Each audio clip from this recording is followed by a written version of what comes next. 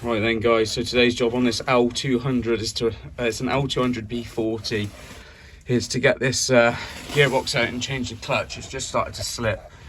Not looking forward to this job because it is a big old box. Sorry, you can't really see a lot at the moment. I have to get some lights, but I've asked around some garages and no one seems to want to touch them for some reason. No one wants to come back with quotes. So didn't really want to do this one myself, but we're going to. So first thing to do under here is we're going to drain off this transfer case. So just there, we're going to drain that off. Then we will disconnect the linkages on the inside, so we'll go in there and show you that, to then be able to remove the back prop, front prop. Once they're out, I believe it's then undoing the bell housing, bolts, jack this up. I've got a transmission jack to go under it on a normal jack. I'll show you that. Something we fudged together, and then we'll go from there. Okay, so we're just draining off that transfer box. It was a size 24mm socket, and now we're just undoing these 10mm heads in here to get this centre console out, or centre. And I think now this is out, this should just pull up, and then I believe there's two clips on the side here with it out, so you can just see them there with the heads. I think you can push them in a little bit and then I'll just pop them out, so we'll do that and we'll get all this console off. So that centre bit just lifted up. You just got to be careful of the clips, but you can just push them in and then they unclip. Nice and simple. These black ones, same again, tiny little clip on it, and same again on the white one. You've got to push those in, otherwise they won't release. Take that centre console out of the way, which reveals two 10mm bolts here. Same again, we're just taking those out, and then it's those ones on the side, and then hopefully the same again. This should lift up. I'm not sure if this comes off first, or if we have to undo these handles, but we'll have a look. So these just unscrew, so you can just take these off, he says.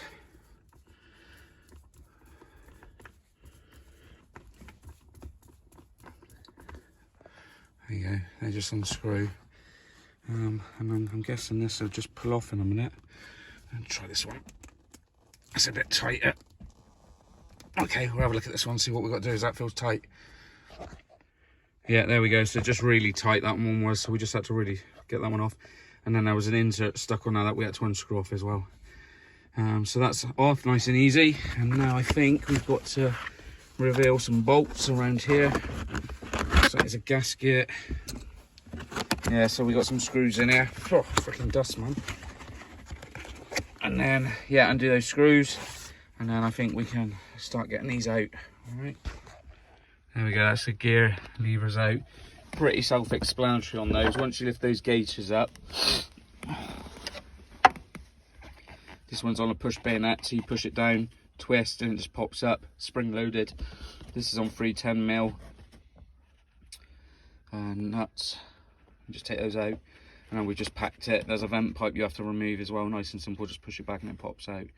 There are gaiters on here as well, so you just lift those up, nice and simple. So I think that's the top end done now, so we're going to go underneath and remove the rear drive shaft. Right, so just removing the rear drive shaft bolts. We've marked it up with some Tip-X so we know when it goes back on which orientation it was. They do feel quite tight, so we'll just get an impact gun and we're going to see if we can impact them off, because we tried with some spanners, but no joy. You might do it with a breaker bar actually, but because we've got an impact gun, we'll just do it with that. Right then, so prop removed. So once you remove those 4 bolts, it just pulls out from the gearbox. Now this is only a short wheelbase. I have seen where they might have a centre bearing and things like that, but this was just straight from the gearbox to the, is that the diff? So we marked it up on there, you can see, and we did mark it up on the top there, but I don't think it mattered up there because it just kind of span around anyway, but we'll move it if we need to move it. So now we're going to go do the front one, same again. So we took the front drive shaft off. There was 4 bolts on that side and 3 on the other side, but the ones on the other side I don't think we had to undo because it just pulled out. It didn't separate it all, so I'll have a look at that when we put it back. But it is out, we just pulled it out. But on this close on the gearbox end, there is 3 bolts that we did undo, but so it didn't undo anything. Now we're going to take this bracket off.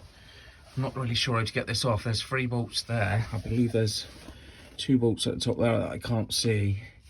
It looks like there's a centre bolt, so I'm just going to see how we can get this off, because there's a centre bolt there.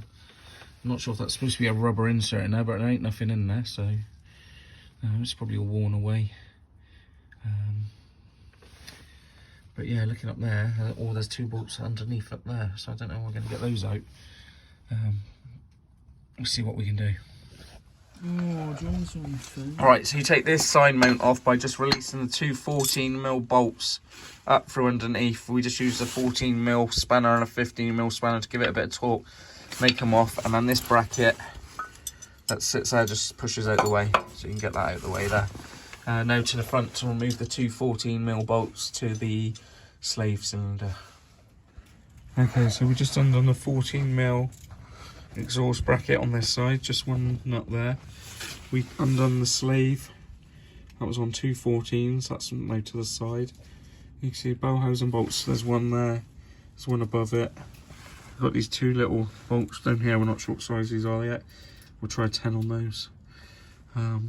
So we're going to undo all those bolts now, try and get the bell housing bolts from at the top, get that all done, and then once we've done that, we're going to loosen off the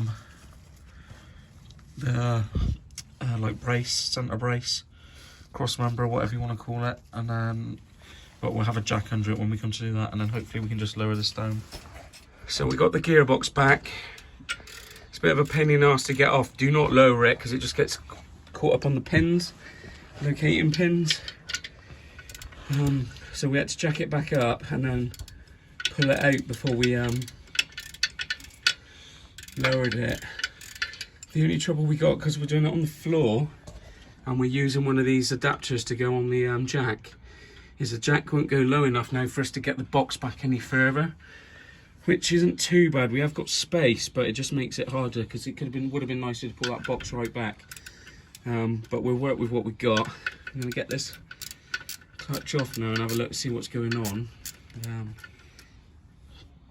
The box is pretty steady on the jack anyway, it's not going anywhere. Getting it back in might be a ball ache, because getting it out was a ball ache. Yeah, so we'll do that. And see how we go. Not looking forward to this now though. Well, I haven't been looking forward to this all day. But the lad's just basically taking off the bolts holding the clutch plate on. Clutch should come off then, and we can see what the condition the clutch is in. You watch, it'll be like brand new or something, it'll be something different.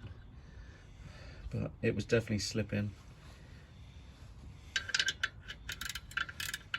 Reach them alright? Yeah.